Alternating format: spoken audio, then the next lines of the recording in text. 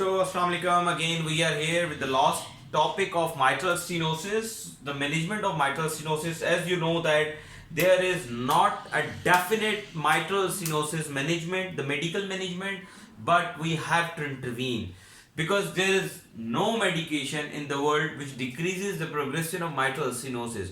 You have to you can give medical management just to give the symptomatic relief, like the diuretics to decrease the LA pressure or pulmonary venous pressures, okay, or you can control the rate in the patients with, because in mitral stenosis patient you have to look for 3 to 4 things to manage your patient. Number one is your patient in the acute pulmonary edema, so you have to manage accordingly. And if your patient has concomitant low ejection fraction, you have to treat your patient accordingly. Number two, you have to control the rate. Why? Because the longer will be the diastole, the longer will be the filling pressure of the LV, and there will be good cardiac output. The shorter will be the diastole. What will happen? There would be less filling of the LV and the cardiac output would be lower, and your patient would go into acute pulmonary edema. Why? Because the pressure which should have gone towards the LV have not gone there, but it is in the LA, and now it is giving the back pressure to the lungs and giving you the acute pulmonary edema. So you have to lengthen, you have to prolong the diastole to provide a maximum time to LA to fill the LV. Okay.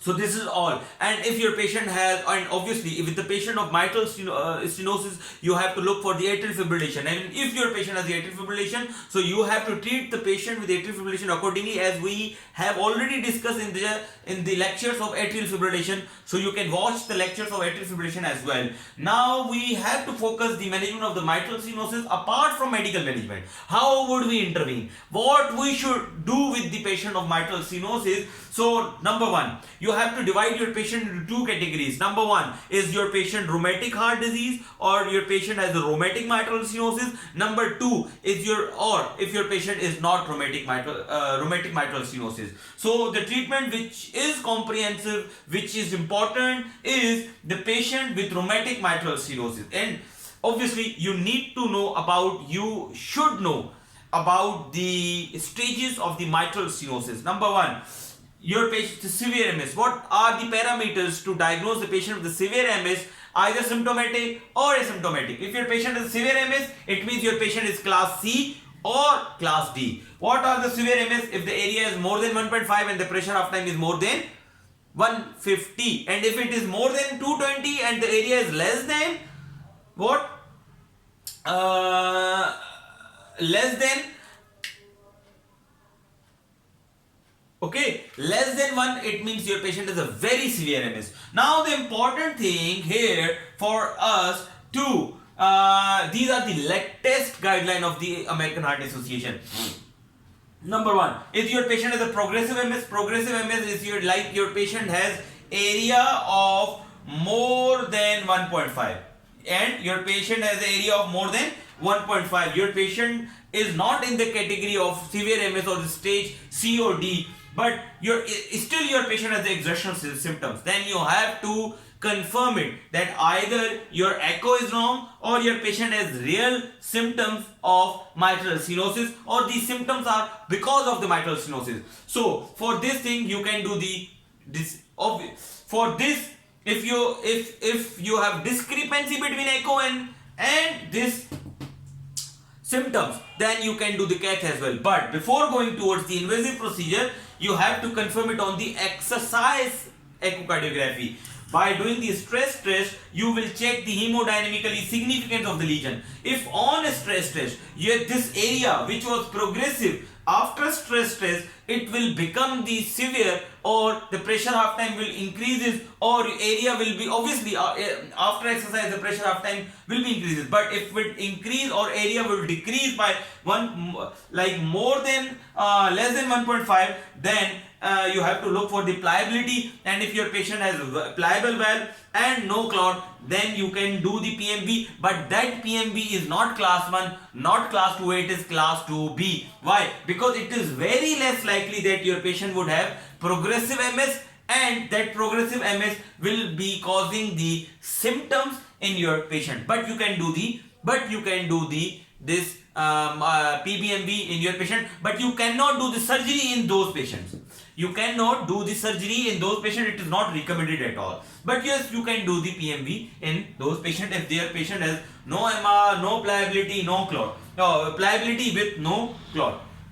Now, the important thing to manage your patient is stage D and stage C with diagnosed case of severe mitral stenosis. The number one is asymptomatic patient. Those, because these are the patients who are actually important for us. We have to make them we have to manage them before they develop the symptoms, because obviously if they develop the symptom they would come to you and you have to do anyhow, you have to treat them. But these are the actually important patient for us, and we have to treat them, we have to manage them before they develop the symptoms. So you have to see that if your patient has severe symptoms, if the valve is pliable with no clot and no MR, and the pulmonary artery systolic pressure is more than 50, so it is class 2A to do the PMBV in your patients.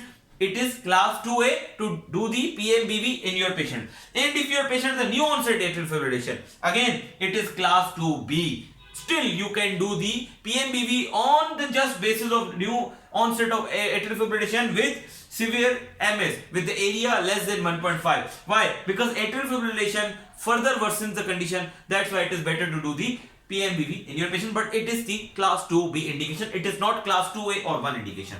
The important thing here is that stage D. Stage D, obviously those are symptoms with the symptoms. Then if the valves are pliable and with no clot, this is class 1 to do the PMBV. It is class 1 to do the PMBV. But if your patient has symptoms and like the valves are not pliable, if these are not pliable, then you have to look for the further symptoms. These symptoms are NYHA class 3 to 4. If these symptoms are not NYHA class 3 to 4, despite of taking medical therapy, then you will not go for the surgical correction of the mitral stenosis. Why? Because obviously we usually do not do the surgery because of slow MS. Okay, because these are most of the time are better we can better manage to these patients on like CAT, on PMBV procedures. So the important thing which I actually wanted to discuss with you guys, that if your patient has symptoms 1 to 2 and these valves are not pliable with no clot, then it is not indicated to go for the surgical correction. But despite of taking medical therapy, your patient has symptoms NYHA class 3 to 4, then you have to go for the surgical, then you have to check your patient as a surgical candidacy. Still you will not go for the surgery straightforwardly, but you have to check for the surgical candidacy. If your patient is surgical candidate, yes, now MV surgery, now you can do the MV surgery. It is probably class 2A or 1 to go for the MV surgery. But if still your patient is not surgical candidate, is there any contraindication to the surgical procedure on your patient, then it is class 2B to go for the PMBV. Still, if your patient has no pliable valve and if there's a clot or all these things, then you have to discuss this case in the heart team, and obviously this case should be discussed with the surgeon and the interventional cardiologist as well to be dealt accordingly. Okay, so this was a comprehensive management of the rheumatic mitral stenosis. The important thing is, those patients who have a non-rheumatic heart disease like calcified mitral disease, usually in the US and the European countries or in the developed countries, in those conditions, if even the area is less than 1.5 with the calcium, it is class 2B to intervene with them. It is better not to intervene with them. It is class 2B. It is not class 1 or class 2A to intervene with the non-rheumatic MS. Okay. Now the important thing is that what is PMBV? Obviously the PMBV is a balloon valvotomy. We just open the balloon, and there are the two types of balloon valvotomy. Number one is like with the Inouye balloon and multi-track balloon. We will discuss in the separate section of the PMBV when we will discuss later on. But here just keep remember few things which are very important with the management of MS and the PMBV. That contraindication of the PMBV. There are the few contraindication of the PMBV, such as LA clot, MR. Okay, all these things, because if there is a LA clot, there are the high chances to develop the stroke patient if you will do what? If you will do the PMBV. So MR, Now, why? Moderate to severe MR can cause the rupture of the chordae and can cause what? Can cause this the severe MR. So that's why it is better not to intervene with them, and Wilkin more than 13 and the patient consent. If patient is not giving the consent to do the intervention over him or her, then it is better not to intervene with them.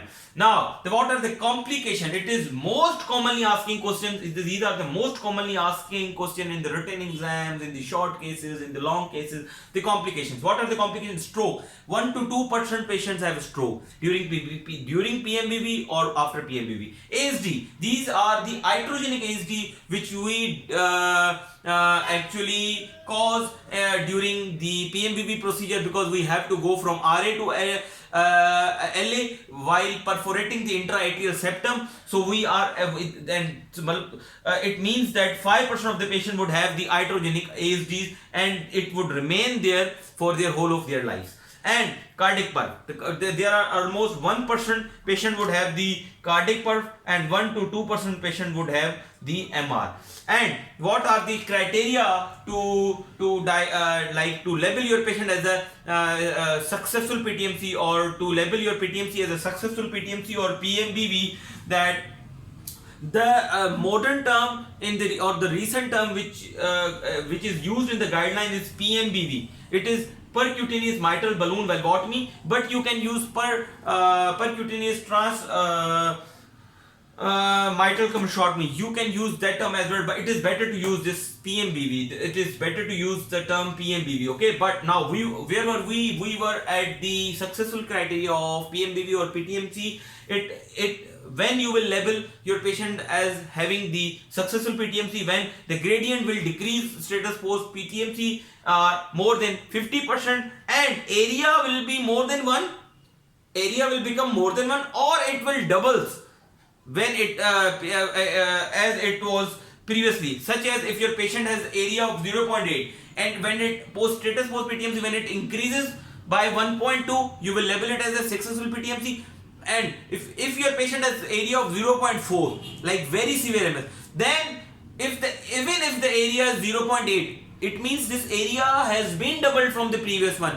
So you can label it as a successful PTMC, though this area is not more than 1, but it has been doubled than the previously. Then the previous area, you can label it as a successful PTMC. So there are the two things: area more than 1, or it doubles than the previous area, than the previous labeled area. Now, the severe MR or complications. Why? There should not be a severe MR or any other complication to label your patient as a successful PTMC. For suppose, if your patient has you have decreased the pressure of your patient by 50%, you have increased the area of his area by more than 1, but patient developed stroke, and he or she had that hemiparesis of the body. That PTMC obviously would not be successful PTMC, because that PTMC was complicated by the stroke. You cannot label it as a successful PTMC. Or if your patient, or suppose you have decreased the pressures, you have increased the area, but your patient developed the severe MR, and now you have given the call to the surgeon for the urgent repair of this mitral valve. So obviously that would not be the successful PTMC. That would be the complicated PTMC. That would not comes under the domain of successful PTMC. So these were the actually major things. Now, in the last, before completing my lecture, before finishing it, I just want to keep one thing in your mind. I just want to make you notice, or make you attentive on one thing, that if your patient has congenital MS because of the parachute mitral valve, so there is nothing to do with the PMBV in the parachute mitral valve. Why? Because whenever you will do the PMBV with the parachute mitral valve, what you will do? You will do the rupture of those chordae. Why? Because there will be the single papillary muscles on which all the chordae have been attached. So you have to do what? You have to do only surgery. So for the congenital MS, the only option for the correction or for the intervention is surgery. Okay. So I have seen a few patients on which the PMBV was done Why? Because most of in time the echocardiographer who are not very well trained, they usually see the doming of the mitral valve. They cannot appreciate the single papillary muscle, and they just write it at the mitral stenosis. And most of the time the junior interventional cardiologists do the PMBV, and after doing the PMBV they usually concluded that my patient had that congenital MS because of the parachute mitral valve. So the things and the take home message here is that in the parachute mitral valve there is nothing to do with the PMBV, but you have to do what? The surgical correction. Okay, so I hope that I have made myself clear. Our topic of the management of mitral stenosis has been completed. We have discussed the PMBV. We have discussed multiple situations on which we have to treat the patient with the severe mitral stenosis. We have discussed the stages. Number one, stage A is at risk. Like, which are the patients who are at risk for the mitral stenosis? Who have the valvular heart disease or rheumatic heart disease. Those patients who have the rheumatic heart disease but no residual defect, no valvular heart disease, still they are in stage A. Still they are and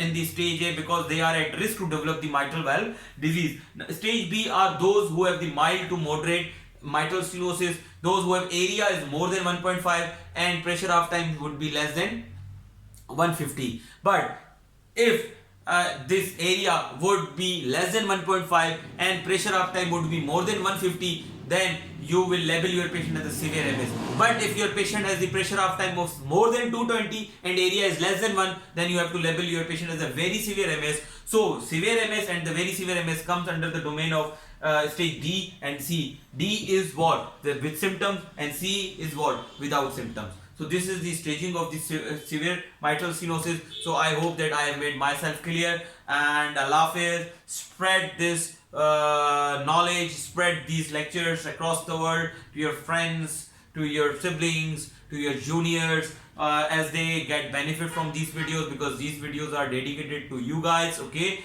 I hope that you have already subscribed my channel and press the bell button for the future updates. Take care. Allah Hafiz.